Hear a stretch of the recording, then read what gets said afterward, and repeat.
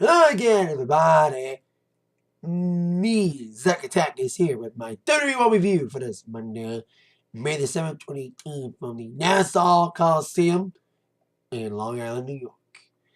Well, following let's say, a lot of lackluster Backlash pay-per-view, with only one really good match, the rest was like, especially that main event. One needed to recover from that and start the road to Money in the Bank tonight. Well, they achieved that. Started the Money in the Bank successfully. Qualifying matches for that. And we'll come up with Backlash by putting on a decent show. It had some good stuff. Main event was really good. And I now thought I'd say this.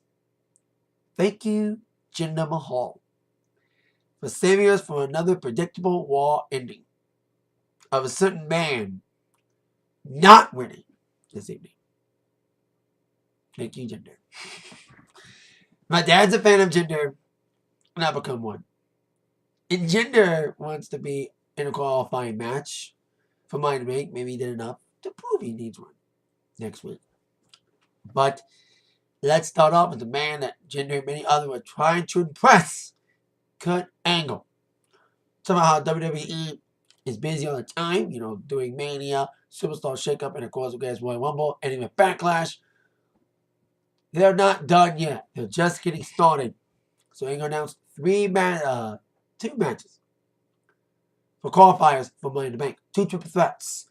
One for the women's, one for the men's. Now, there was rumors about a third Money in the Bank.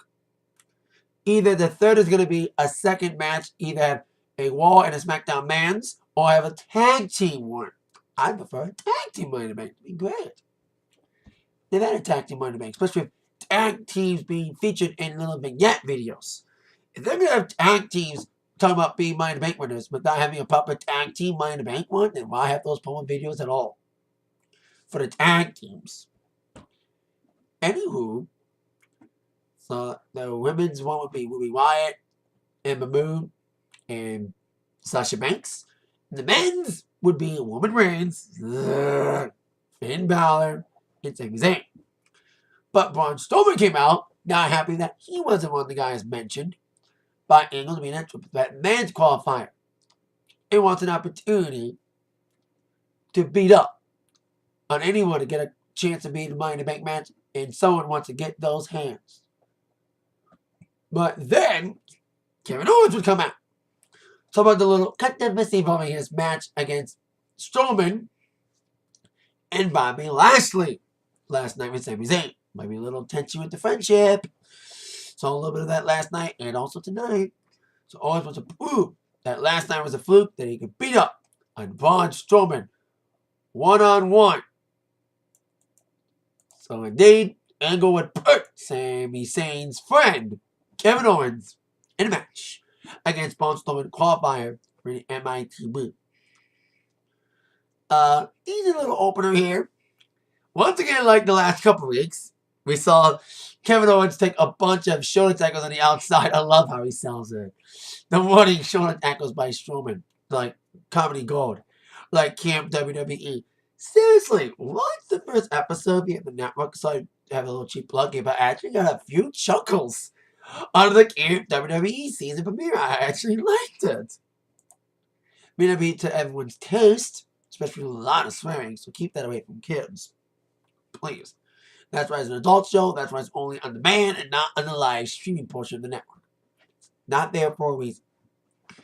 But I got a few laughs out of it. But despite Owens' best efforts, including his attempts at the power bomb, even the tackles, and even did a frog splash. He did a frog splash onto Strowman, beautiful one. And even tried to pop a power bomb.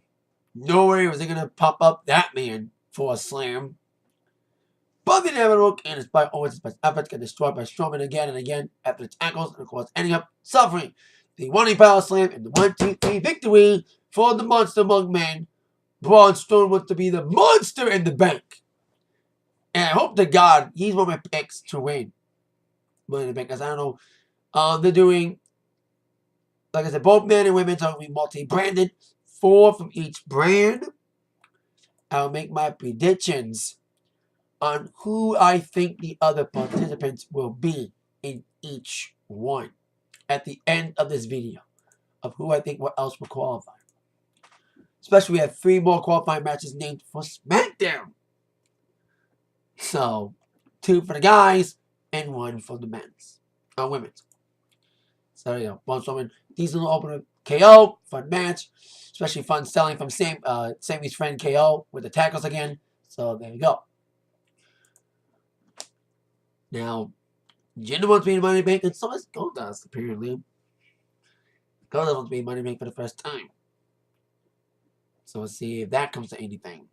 But until then, we had a matchup involving men who got involved in an Elias segment. One of the funniest parts about Backlash, one of the most lighter moments, especially after a sucky-ass pay-per-view after the first opening matchup. I did like the Elias segment. Told you that on Sunday on my review of Backlash. I said it again. It was a funny segment because we saw Noah Jose alongside Tyrus White interrupting, along with New Day and Rusev Day. But these 3 tonight would try to have fun at the expense of Baron Corbin and the Revival, who have been underused, as I mentioned, numerous times, but their mistreatment on the main roster. Bad luck of injuries and all that stuff. Okay, a little match. You know, Revival got some big tags in, got some big double teaming in on Apollo. And Apollo even got some big moves in. I think at one point all 6 guys were in, and they all brawled, and Apollo tried to fly, but he got taken out by Corbin. And Revival would take out Titus, leaving Noah Jose in the ring with Corbin. They have little issues lately. Of course, Noah Jose screwed Baron Corbin out of the match against Titus O'Neil last week. But 50-50 booking, sort of. Baron Corbin got his heat back by delivering the end of days onto Noah Jose. And 1-2-3 victory for Baron Corbin is team win. So the Revival technically wins the match for once. Yay! But it's Baron Corbin who got the winning pin. So there you go. It's kind of weird that the Lone Wolf had to have tag team partners, but he was forced to that. Now on to our triple threat match. First of 2 to qualify for Money in the Bank, the women's portion. It will be Ember Moon taking on Ruby Riott and Sasha Banks. This was actually a pretty good match. I'm stopping this here and there, but let me say this, and I think everyone will agree. This women's match tonight was way better than both women's title matches at Backlash on Sunday. Even if the crowd didn't feel like they were giving a shit. Apparently they were chanting a lot, and you deserve a chant from what I've read. They had a wedding proposal. But why a wedding proposal during a women's match? That's kind of disrespectful. I let them do it during a woman match. But the woman match was actually pretty good because you had 2 other guys that carry his fucking ass tonight in Sammy and Finn. So, and Ruby looked really good here. She trying to get some momentum after beating Bayley on the pre-show. Delivering some big moves on Sasha in some nasty spots, including a suicide dive from Ember Moon. And Ruby almost hit her head on the barricade pretty hard there. In this being triple threat, being no DQ, we saw many interferences, many distractions from the Riot Squad, which prompted the appearance of Bayley to interfere, but she got taken out by the Riot Squad, and no further interaction with her and Sasha. We saw a little action on Sunday. Like, the feud's been kind of a slow burn feud, but a payoff needs to happen quick. I'm sorry. You know, the feud's been off and on. Like, it should have been, like, they had a great backstage brawl before Mania. They should have had a match at Mania, but nope, they were in the women's battle royal at Mania. And then at the Mania, nothing much has happened. Not much development. And the payoff needs to happen soon before no one seems to fucking care. So they better do that payoff match quickly. So after Bayley was taken out, it came down to Ruby and Sasha. Sasha tried many attempts at the bank statement before they would grapple up. And surprise, surprise, out of nowhere, here comes Ember Moon delivering an eclipse out of nowhere onto Ruby Riott. And the 1-2-3 victory, Ember Moon won. Cool, Ember Moon qualified. I'm looking forward to seeing her in the women's ladder match.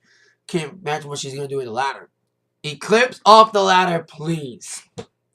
And have no one get hurt from that. But I'm happy that Ember qualified. Are we going to see Ruby win? Because she's had momentum lately. It was kind of weird that she ate the pin, not Sasha. But hey, someone's gonna eat it somehow. In a fun women's match, too bad the crowd couldn't give a fuck. A fun match, great action, and the white person won. Although someone needs to slap the creative guy. After her win, Emma Moon was asked about her victory, and she's like, I'm over the moon. Damn that!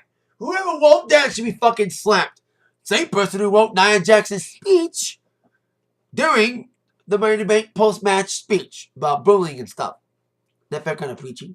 We didn't see her tonight or Alexa Bliss. Apparently Bliss is injured. Or injured. I think it's storyline, to be honest with you. I hope to God it's a storyline injury to wind her off. Because she was doing carpool karaoke here with Braun Strowman. Now that would be fun to see. But is it going to be in the Apple series or on the regular James Corden? Because there's an Apple TV series of carpool karaoke. I hope it's a regular show, not Apple TV. Anyway, we had an interview next with Bobby Lashley. The reaction for Bobby Lashley ever since he came back to regular crowds have been minimal. Been not a lot.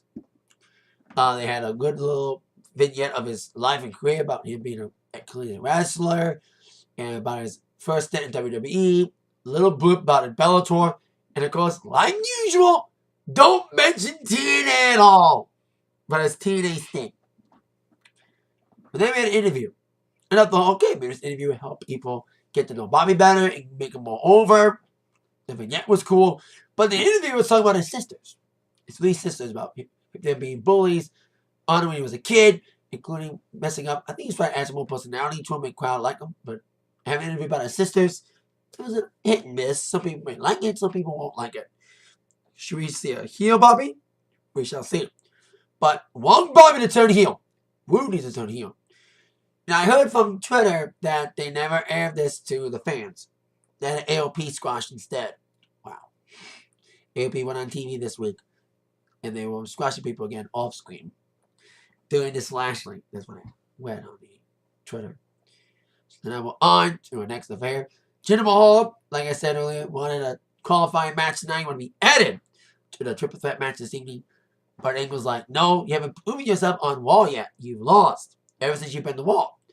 From the Superstar Shakeup, lost to Hardy, and he lost, surprisingly, to Chad Gable last week. So tonight, you would have another chance against Chad Gable to prove that last week was just a fluke victory for Mr. Gable. 50-50 booking reigns supreme again. Lots of 50-50 booking this evening. You know what I mean? You had the Rose lose to Baron Corbin, get his heat back. And then you have Jinder Mahal, despite Gable's best efforts to pull off another upset. He did pin Jinder once, and he almost had a tights once. Despite efforts from Gable in an okay little matchup, especially a big moonsault from the top. He would eat some big knees. He got distracted a bit from the Singh brother before eating a Colossus in the 1-2-3 victory for Jinder Mahal. Like I said, 50-50 booking. But then the beatdown attack was when he became supreme. He's most physical and most threatening I've seen Jinder in a while. He just destroyed Gable after he kind of got in the face of Sunil Singh. And got another Colossus and big knees. So, very physical performance from Jinder. He's getting somewhat better. And he went to Angle's office saying that he proved Angle now that he needs to be in this match. And he said, no, no, no. Woo, woo, woo. Because he was talking to Zack Ryder. Calls Ryder to come into play later in a match where his name might be chanted. We all in Long Island after all. So he's got to see Zack Ryder on TV. You know, he wrestled on TV. I heard that he wrestled Kurt Hawkins there as the Edge has reunited, facing each other. Speaking of reunions, we had a three-man band reunion as Heath Slater and Team Rhino against his former 3MB mate, Drew McIntyre and Dolph Ziggler. Yes, there was a three-man band chant when Heath and Drew collided with each other at this point. These two need to be the number one contenders for the Woken Lovers, the leader of worlds in the World Tag Team Championships. These two, when these two got together, a lot of people questioning Drew McIntyre's placement. You know, being placed with Dolph Ziggler. should be main event scene. Hell, I would love to see him in Money in the Bank in a solo capacity. But these two are devastating teams with great double team moves. I love the double team move with one guy in the Tree of Woe. What was that? Hardy and Wyatt's double team. That was a good double team too. But I said it a couple weeks ago, I cannot get enough of the Claymore zigzag finish compilation combination. Love it. So they're looking dominant as a team. And like I said, they should go up for the World Tag Team titles. We have no real feud for Hardy and Wyatt at this time. And hopefully this will be it. So we'll see what happens. But now, time to do some walking. Walking with Elias. Wants to come back from being interrupted on Backlash, entering a funny segment. So he was singing a song about New York. I love the man of New York Islanders reference, saying that even the Islanders come back, this place will still suck because we are in the former home of the New York Islanders because this arena went through a major renovation. It's gotten smaller, but they still host WWE events and other musical events too, but not hockey anymore. But then Elias we interrupted again, this time by the man who delivered a glorious DDT onto him at the end of that segment at Backlash on Sunday, being the aforementioned glorious one, Bobby Roode, the one who needs to turn heel.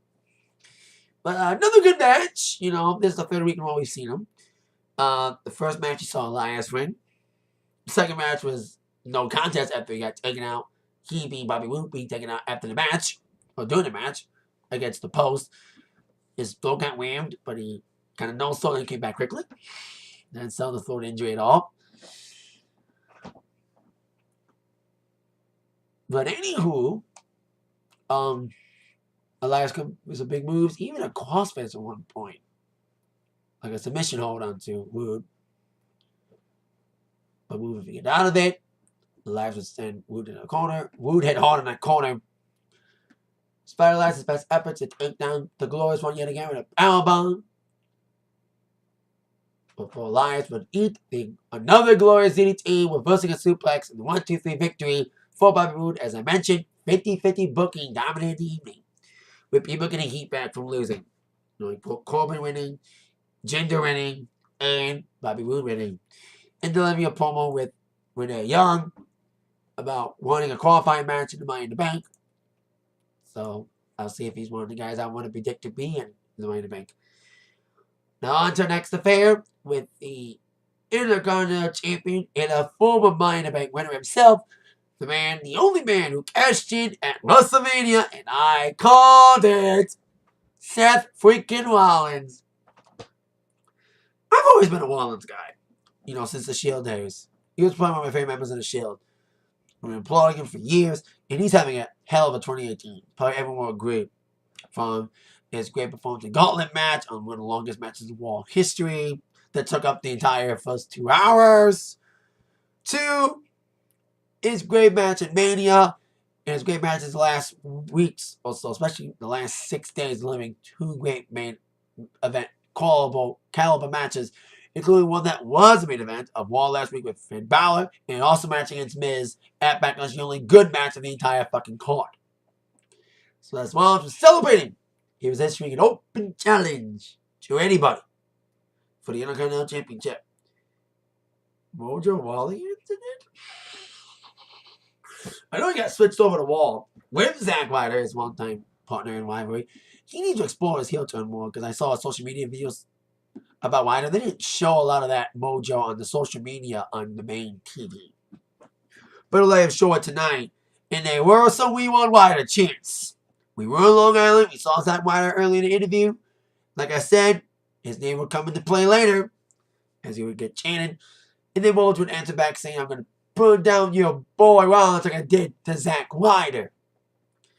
So, a lot of people would question this booking decision by having Mojo go challenge Rollins. Like, really? Of all guys.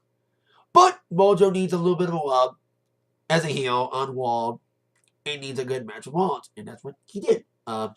This could be like the new John Cena thing. And now with no main champion on Raw, because the Universal Champion doesn't do diddly dick full time. Missed it last night. Rousey's going to be the next Lesnar. We didn't see her tonight. Anywho, Mojo did pretty well here. Some great shoulder tackles. A nasty one towards the end. And even one of the barricade.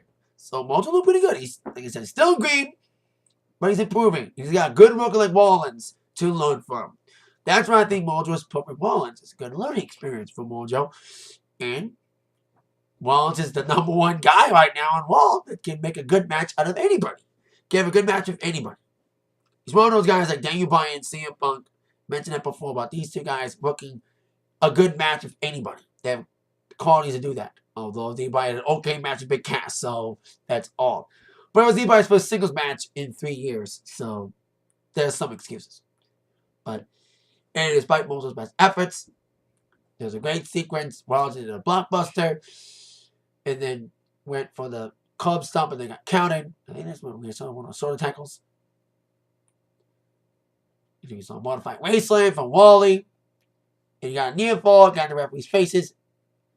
But his anger at the referee would distract him. It would eat a V-trigger, a revolution name, they call it. But we call it V-trigger before eating a stomp. And 1, 2, 3 victory for Seth Rollins retaining the championship. Yeah, Seth Rollins needs someone else to work with other than Wally. But for a one-time deal, Wally looked good here. He had a chance to shine before eating the eventual pin to Seth freaking Rollins. On to our next affair, being a tag team match, non-title, involving another pair of champions. So we'd call them the Woken Lovers, but they're also called the Deleter of Worlds. Woken Matt Hardy and Bray Wyatt, the Raw Tag Team Champions, taking on the Mr. Odds, still directionless, Bo Dallas and Curtis Axel. There was kind of a funny commentary from Michael Cole when Bray Wyatt took on Bo Dallas. Bo got shoved by Bray Wyatt, and Michael Cole said, Bray not showing some brotherly love. Oops, breaking kayfabe. Because, for those who don't know, Bray Wyatt and Bo Dallas are brothers. So that commentary kind of took me, like, wow. Some brotherly love there. Oops. Almost as much as a mistake as Corey saying Bullet Club instead of Balor Club a few weeks back. But anywho, best watch. Now that's when I saw a double team of one guy lined up in a tree of woe, and then we had like a great double team, Sister Abigail to end it. I like the double team finish, and they're a goofy little team, Hardy and Wyatt. I don't know how long they'll be champions, but it'll be a fun reign. As I said earlier, their next contenders should be Drew McIntyre and Dolph Ziggler, looking good as great heels. Especially McIntyre coming back. So that's my prediction for the next major feud for the World Tag Team titles. The Woken Lovers, the Lady of Worlds, we get the victory. So there you go.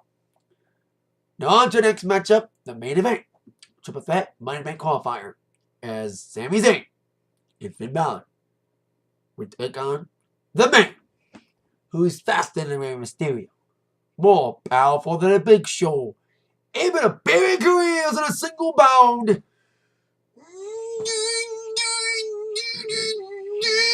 Super Reigns! Roman Reigns. Also, we thought we were going to get Super Reigns. Reigns did look dominant early, taking out both. And it was a fun main event tonight. Now, I was against last week's main event, but still another good Raw main event.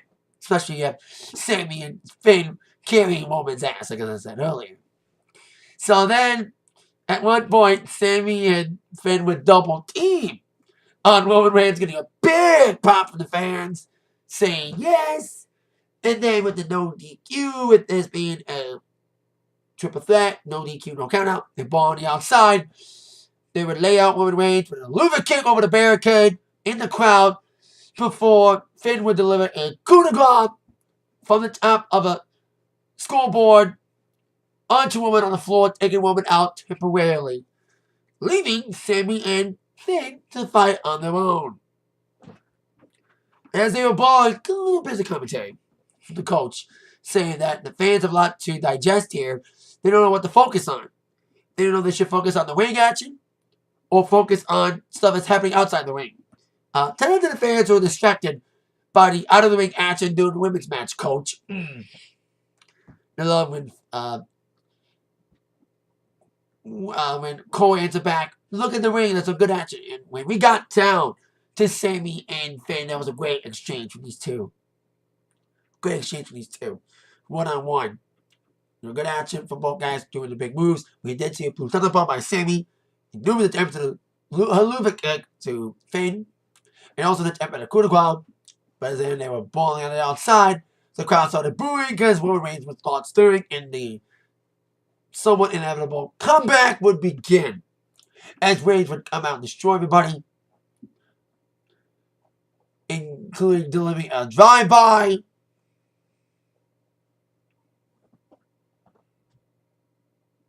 onto Zayn.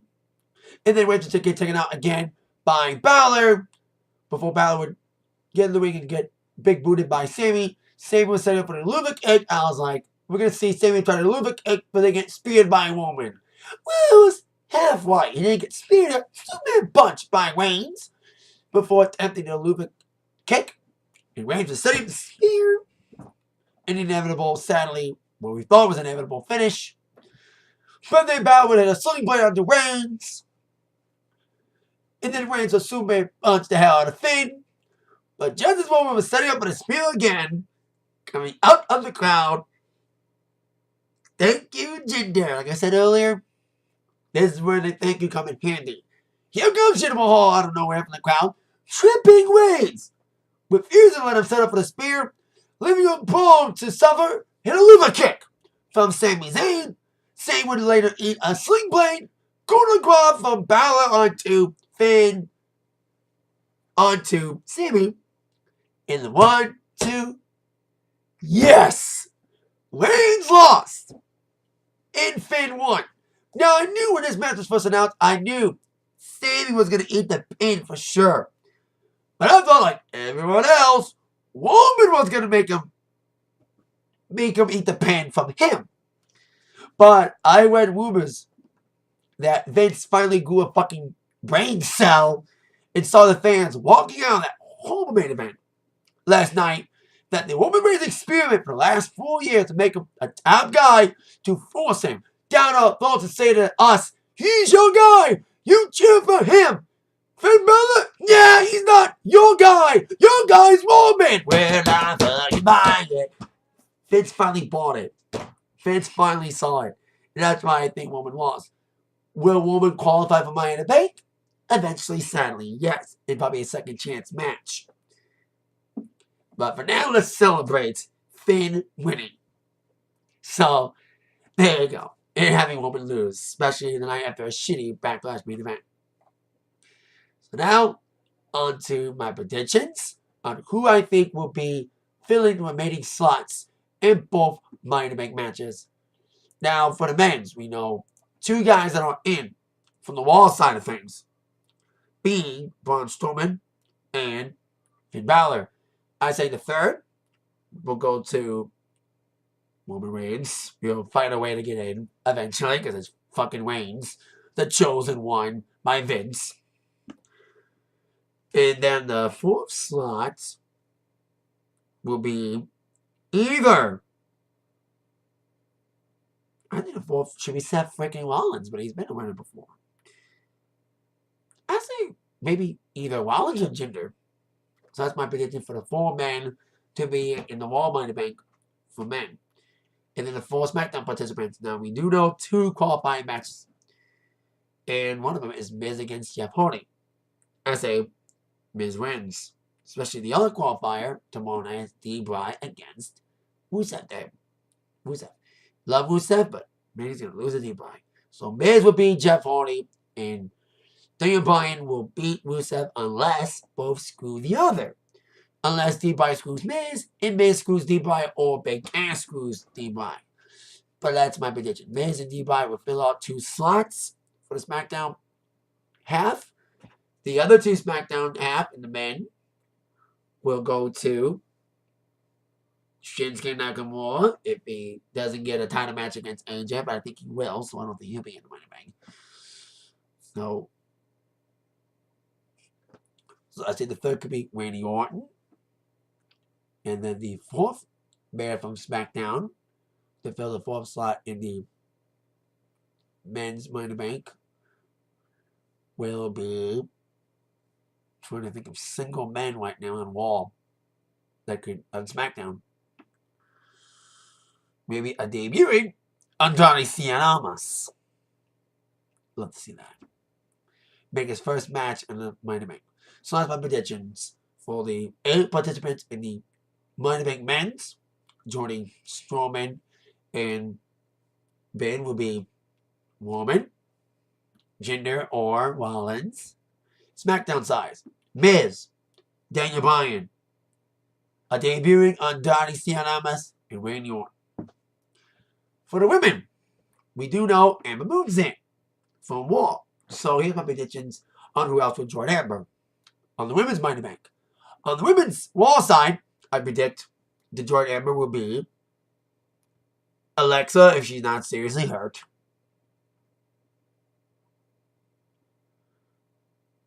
Bayley or Sasha in a second chance match. Or Bayley. And the fourth, either Sasha or a member of the Wyatt Squad. For the SmackDown side, we do know one qualifier, Charlotte against Peyton Royce. So I predict Charlotte will be Peyton Royce. Love Peyton, but I think it'll be Charlotte. Asuka, Becky Lynch, and if they're not going to do Peyton Royce, Billie Kay. So that's my prediction for the women's. Amber Moon, Bayley or Sasha, a member of the Wyatt Squad, and Bliss if she's not seriously hurt. And then on SmackDown, Charlotte, Billie Kay, Becky Lynch, and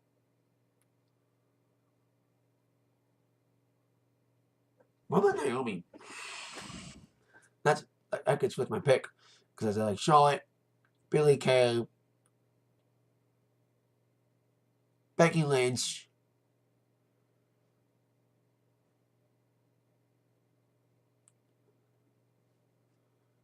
and I forgot the other SmackDown women here.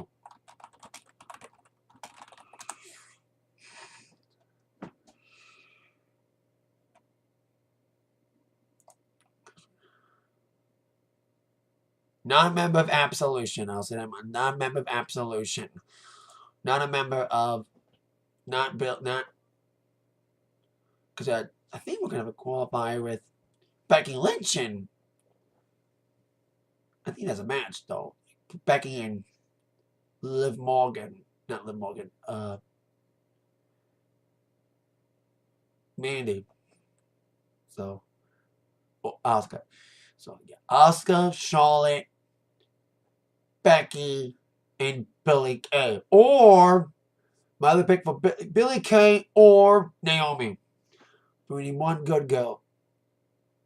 Background there. So, there you go. That's my predictions for both men and women's Money in the Banks. We'll see my predictions on white of who joins who. Live from London next week for what one not live per se, but pre-tape from London. So see what happens there. So that's it. My Raw review this evening. Decent little Raw, especially coming off of Backlash. Thank you so much for watching. With that in mind, you've been attacked by the review from Zach. See you next time. Bye bye.